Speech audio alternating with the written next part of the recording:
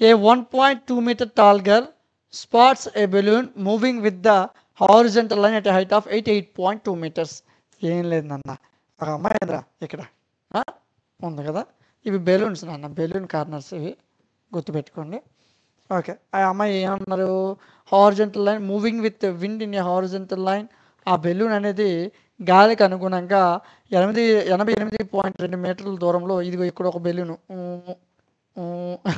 ఈ బెలూన్ ఎక్కడి నుంచి ఇలా వదిలిందిరా, ఇలా గాలి 88.2 మీటర్లు ఎత్తులో వెళ్తుంది ఆ బెలూన్.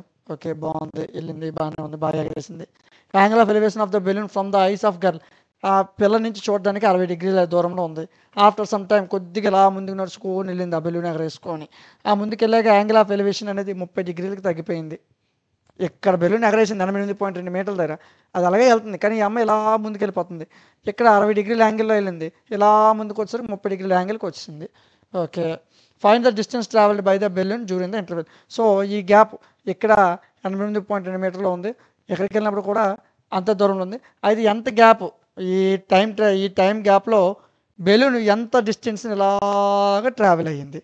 స్టార్ట్ చేసినప్పుడు 8.2 మీటర్ల ఎత్తులో ఉంది, ఎత్తు ఓకే, అదే ఎత్తులోనే వెళ్ళింది బెలూన్ ఇలాగా. ఇక్కడి నుంచి ఇక్కడికి బెలూన్ వెళ్ళింది కదా, ఈ డిస్టెన్స్ ఎంత అని మనకి అడిగాడు అంతే. ఇదిగో అదే ఈ పిక్చర్, ఇక్కడ బెలూన్ ఉంది, ఇలా వెళ్ళిపోయింది, ఈ అమ్మాయి ఇలా నడిస్తుంది, ఈ డిస్టెన్స్ ఎంత అని మనకి అడిగాడు. కట్టదాం చూడు. Height of the girl 1.2 metres, ఆ అమ్మాయి ఎత్తు 1.2 మీటర్స్ కూర్చొని ఇచ్చాడు. బెలూన్స్, ఏ అనే దగ్గర ఒక బెలూన్ ఉంది, బి దగ్గర ఇలా అలా బెలూన్ వెళ్ళింది కదా, ఏ నుంచి బి వరకు బెలూన్ వెళ్ళింది. Height of the balloon AQ is equal to BR. Height of the balloon AQ is equal to BR. A Q ground నుంచి బిఆర్, ఈ రెండు equal, 88.2 metres. Plus of the girl is O, అమ్మాయి ఇక్కడ ఉంది ఓ అనే దగ్గర. Okay, next, నాకు బొమ్మ వేయడం రాదు అందుకే అలాగేసాను, ఏమనుకోకండి. డిస్టెన్స్ బిట్వీన్ టూ పొజిషన్స్, అదే కదరా మనకు కనిపెట్టమన్నాడు X. Distance between girl first position girl and first position of balloon. బెలూన్కి అమ్మాయికి మధ్య దూరం, మధ్య దూరం డిస్టెన్స్ డి అని తీసుకున్నాడు. ఓకే, సో గర్ల్కును సెకండ్ పొజిషన్కి మధ్య డిస్టెన్స్ చూడు, గర్ల్కును ఎక్కడున్న అమ్మాయి డిస్టెన్స్ డి, గర్ల్కును second position distance plus X అవుద్ది, డి ప్లస్ ఎక్స్, ఈ distance D plus X, D plus X. Okay, చూద్దాం. సో ఇప్పుడు యాంగిల్ ఆఫ్ ఎలివేషన్ ఫస్ట్ 60 డిగ్రీల యాంగిల్, తర్వాత 30 డిగ్రీల యాంగిల్. ఫస్ట్ 60 డిగ్రీలు తీసుకోండి, tan 60 is equal to triangle AOD తీసుకున్నాను, ట్రయాంగిల్ ఏఓడి తీసుకున్నాను, చూడరా ఒకసారి, ట్రయాంగిల్ ఏఓడి తీసుకున్నాను రా. సో tan 60 కట్టాను అనుకో, AD by OD. So AD అంటే ఏక్యూ మైనస్ డిక్యూ అని రాసుకున్నాను, రాసుకోవచ్చలేదు చూడు. ఏడి అంటే AQ minus DQ, AQ minus DQ, మొత్తంలో నుంచి మొక్క తీస్తాను అనుకో, అప్పుడు మిగిలేదు ఈ మొక్కే కదా. సో ఏక్యూ మైనస్ క్యూడి అని రాసుకున్నాను, ఏక్యూ మైనస్ డిక్యూ రాసుకున్నాను, బై ఓడి అంటే ఓడిఏ. ఏక్యూ వాల్యూ ఎంత 88.2, నా ఎత్తు ఎంత 1.2, 88.2 నుంచి 1.2 తీస్తే 87 మిగులుతుంది, బై ఓడి. ఓడి అంటే డిస్టెన్స్ నాకు తెలియదు, డి అనుకున్నాను. tan 60 అంటే √3, so cross multiplication √3 into d, √3d is equal to 87. నాకు డి కావాలా, గుణిస్తుందంటే బాగేస్తుంది. సో డి వాల్యూ ఎంత నాన్న, డిస్టెన్స్ ఎంత 87/√3. ఓకే, డి వాల్యూ వచ్చింది. నెక్స్ట్ ట్రయాంగిల్ తీసుకో, ట్రయాంగిల్ బిఓసి, ఈ ట్రయాంగిల్ తీసుకున్నాను, tan 30 కట్టాను, అప్పుడు బీసీ బై ఓసీ చూడు, tan 30 BC by OC. Same BC అంటే 88.2 మైనస్ 1.2, ఓసీ అంటే డి ప్లస్ ఎక్స్, డిస్టెన్స్ చూసుకున్నాను, డిస్టెన్స్ చూసుకో, ఓసీ అంటే D plus X. Okay, tan 30 అంటే 1/√3. Okay, so cross multi, okay అవసరం లేదు, అప్పుడే అవసరం లేదు. 88.2 మైనస్ 1.2 అంటే 87. Okay, so 1/√3 is equal to 87 by D plus X. Okay, cross multiplication 87/√3, 1 into d plus X. Okay, so నాకు ఎక్స్ మాత్రమే కావాలి, డి అవతల తోసే. 87/√3 minus X is equal to 87/√3 minus D. D అంటే ఎంత వచ్చింది మనకి, డి అంటే ఎంత వచ్చింది చెప్పండి, 87/√3. సో ఆ డి ప్లస్లోనే 87/√3 రాశాను. రెండిట్లో 87 కామన్ తే √3 minus 1/√3 x is equal to 87 into √3 minus 1/√3.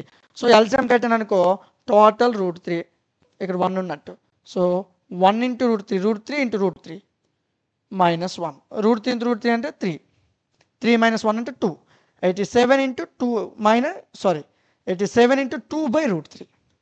So ఇలా వదిలిస్తే బాగోదు కదా అని చెప్పి √3/√3 చదువు మల్టిప్లై చేశాను. 87 ఇంటూ 2√3 √3 3. సో 329 తగ్గిపోతుంది 87. 29 ఇంటూ 2√3 29 ఇంటూ 2 అంటే 58 √3. ఇక ఈ స్టెప్ కొద్దిగా కన్ఫ్యూజ్ అయిన స్టెప్. జాగ్రత్తగా ఈ స్టెప్ని క్యాలిక్యులేషన్ పర్ఫెక్ట్గా చేయాల్సి ఉంటుంది. పర్ఫెక్ట్గా చేస్తేనే మీకు క్వశ్చన్ ఈ లాస్ట్ 2 క్వశ్చన్ల నుంచి వస్తుంది ఎగ్జామ్కి మ్యాక్సిమం. సో ఈ స్టెప్ని కొద్దిగా కేర్ఫుల్గా చేయాలి. ఓకేనా? సింపుల్. ఇందులో డౌట్ ఏముంది? √3 ఎల్సిఎం తీసాం. √3 ఇంటూ √3 మైనస్ 1 √3 అంటే 3 మైనస్ 1 అంటే 2/√3. సో ఇలాగైతే బాగోదని చెప్పి √3/√3 మల్టిప్లై చేశాను. 87 2√3/3 329 58 అంతే. కానీ చిన్న కేర్ఫుల్గా కొద్దిగా నీట్గా చేస్తే అయిపోతుంది. నెక్స్ట్ క్వశ్చన్కి పోదాం. లాస్ట్ క్వశ్చన్ ఇది కొద్దిగా వెరైటీగా ఉంటుంది. ఒక స్ట్రైట్ హైవే మీద to the foot of the tower, straight highway tower కిందకి వెళ్తుంది. ఏ man standing at the top of the tower, tower పైన ఒకడు కూర్చున్నాడు.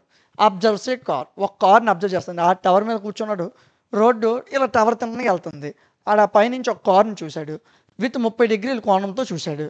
Which is approach in the foot of the tower with a uniform speed 6 seconds. అదే స్పీడ్లో car జూయి అనుకుని వెళ్ళింది అనుకో 6 సెకండ్లు అడుగు దగ్గరికి వెళ్ళిపోతాం.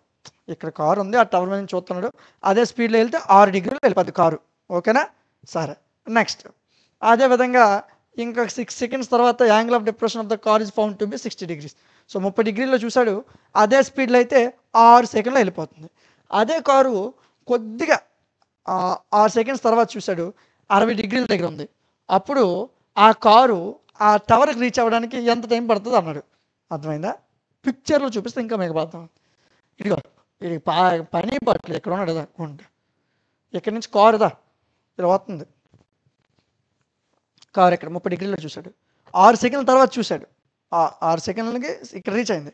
6 సెకండ్ల తర్వాత చూశాడు. సో ఇప్పుడు ఈ కారు ఇక్కడి నుంచి ఇక్కడికి రీచ్ అవ్వడానికి ఎంత టైం పడుతుంది? D1 అని మనకు కట్టమన్నాడు. D2 6 seconds time. D1 అని కట్టమన్నాడు. Very simple. అది ఖాళీగా అక్కడ కూర్చొని మనకు సరదా తీర్చేస్తాను.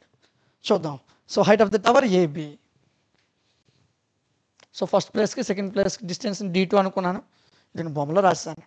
D2 అనుకున్నాను. ఇదిగోండి. ఓకే. నెక్స్ట్ D1 అనుకున్నాను. అదే రాశాను. ఇదిగో D1 అనుకున్నాను. ఫస్ట్ టవర్ యొక్క హైట్ తెలియదు. H. Angles 2 angles 60 degrees 30 degrees angles. Okay. First 60 degrees తీసుకో. ట్రయాంగిల్ ABC tan 60 తీసుకున్నాను. ట్రయాంగిల్ ABC ఇది ABC 60 తీసుకున్నాను. Opposite by adjacent AB/BC. tan 60 అంటే √3. AB అంటే హైట్, BC అంటే D1. చూడు, AB అంటే హైట్, BC అంటే D1. H/D1. సో నాకు D1 కావాలి. So D1 is equal to H/√3. Cross multiplication H into 1 H, D1 √3. So D1 కావాలి. H/√3 రీప్లేస్ అయిపోయింది. చూడు, ఇది √3 ఈజ్ ఈక్వల్ టు H/D1. ఇది కూడా డౌట్ ఉంటుంది కొంతమందికి. ఇది ఎక్కడికి వెళ్ళిపోయింది. So D1 is equal to H/√3. Equation 1. Okay. Next triangle ADB. ఇంకో ట్రయాంగిల్ తీసుకున్నాను. ADB అనే ట్రయాంగిల్. ఓకే. tan 30 కట్టాను. AB/BD. BDని BC + CD కింద రాస్తాను. ఓకే. 1/√3 tan 30 అంటే AD అంటే H, BC + CD. BC అంటే D1, CD అంటే D2. చూసుకున్నాను. ఒకసారి చూసుకోండి. ఇక్కడ పిక్చర్ చూస్తే ఈజీగా అర్థమైపోతుంది. ఇది D1 + D2. BC + CD కదా, D1 + D2. H/D1 + D2. tan 30 value 1/√3. Okay. Next step. Okay. 1/√3 is equal to H చూడు, అదే ముందు వచ్చిన స్టెప్ని మళ్ళీ రాశాను. 1/√3 is equal to H/D2 + D1. D1 అంటే H/√3. ఇది ఒక్క ప్లేస్లో H/√3 వస్తుంది. రిమైనింగ్ ఏది మారదు. రిమైనింగ్ యాజ్ ఇట్ ఈజ్ రాస్తాను. చూసుకో, remaining as it is H/√3 మాత్రం మారింది. సో ఇప్పుడు ఏం చేసామంటే మల్టిప్లికేషన్ చేసాం. ఇక్కడ ఏం చేసాం? ఈ వాల్యూని అటు పంపించాను. సో 1/√3 ఇంటూ ఇది బైలో ఉంది, అటు వెళ్ళింది కాబట్టి పైకి వచ్చేస్తుంది. d2 plus H by root 3 is equal to H. ఆ స్టెప్ని ఇక్కడ రాశాను. మల్టిప్లై చేశాను 1 by root 3 into d2 by root 3. Multiply చేశాను H by root 3 into root 3 అంటే 3 హెచ్ బై 3 హెచ్. సో ఇప్పుడు ఏం చేశానంటే ఈ హెచ్ బై 3ని ఇటు పంపించేస్తాను. d2 by root 3 is equal to H minus H by 3.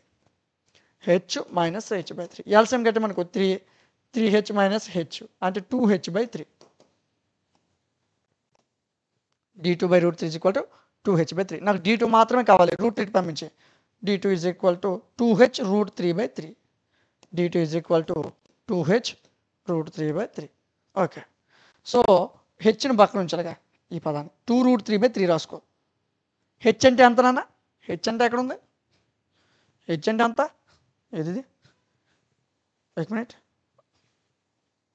ఒక్క నిమిషం. హెచ్ ఎక్కడ ఉంది? ఇదిగో. H is equal to where H is equal to root 3 d1 వస్తుంది. ఎక్కడ ఉందా value?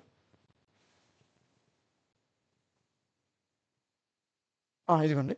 d1 is equal to H by root 3 ఉంది కదా, మనకి హెచ్ కావాలి. అప్పుడు d1 root 3 is equal to H అవుతుంది. సో హెచ్ ప్లేస్లో d1 రూట్ 3 రాస్తాను. హెచ్ ప్లేస్లో d1 రూట్ 3 రాశాను. Okay, so 2 into root 3 into root 3 అంటే 3, 2 3 జా 6, 6 d1 బై 3, 6 d1 బై 3. 3కి 3 క్యాన్సిల్ అయిపోతే 2 d1. d2 is equal to ఎంత నాన్న? 2 d1. d2 is equal to 2 d1. Okay, next స్టెప్కి వెళ్ళిపోరా. సో దీన్ని బట్టి నాకు d1 మాత్రమే కావాలి. అప్పుడు ఇది గుణిస్తుంది, అటు వెళ్తే భాగిస్తుంది. So d1 is equal to d2 by 2. Okay, సరే. ఫస్ట్ d2 డిస్టెన్స్ ట్రావెల్ చేయడానికి ఎంత టైం పట్టింది? 6 సెకండ్స్. ఇప్పుడు d1 డిస్టెన్స్ మనం కట్టాలి, అంతే కదా? క్వశ్చన్ అదే కదా. d2 6 సెకండ్స్ పట్టింది, d1 అంతా అనేది కావాలి అడిగి, అంతే. సింపుల్ ఆన్సర్ వస్తుంది. ఇదిగో d2 6 సెకండ్స్ పట్టింది, d1 కావాలంటే ఏంటి ఫార్ములా? d2 బై 2 అంటే 6 by 2 3 seconds. So travelling d1 distance అంతా 3 సెకండ్లు, అంతే. పెద్ద కష్టమేం కాదు, చాలా సింపుల్. 1కి 2 సార్లు చదివితే ఈజీగా మీకు అర్థమైపోతుంది. ఓకే, సో ఇది 9th చాప్టర్. నెక్స్ట్ క్లాస్లో మనం 10th చాప్టర్తో కలుద్దాం. Thank you.